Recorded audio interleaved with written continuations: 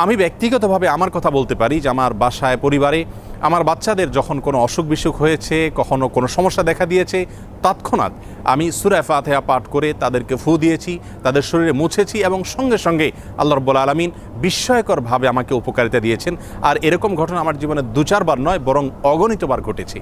এজন্য সূরা ফাতিহা এটিকে যদি কেউ যথাযথভাবে আমল করতে পারেন, সে আস্থা এবং বিশ্বাস আল্লাহ তাআলার প্রতি থাকে, তাহলে সেক্ষেত্রে অবশ্যই এর মাধ্যমে যে কোনো দুরারোগ্য ব্যাধি থেকে পর্যন্ত আমরা আরোগ্য লাভের মাধ্যম হিসাবে এটিকে ব্যবহার করতে পারি। হাদিসে কুদসিতে আল্লাহ রাব্বুল আলামিন বলেছেন, আনা ইনদা যন্নি আবদি বি, বান্দা আমার প্রতি যেমন ধারণা করবে আমি তার প্রতি সেরূপ আচরণ করব।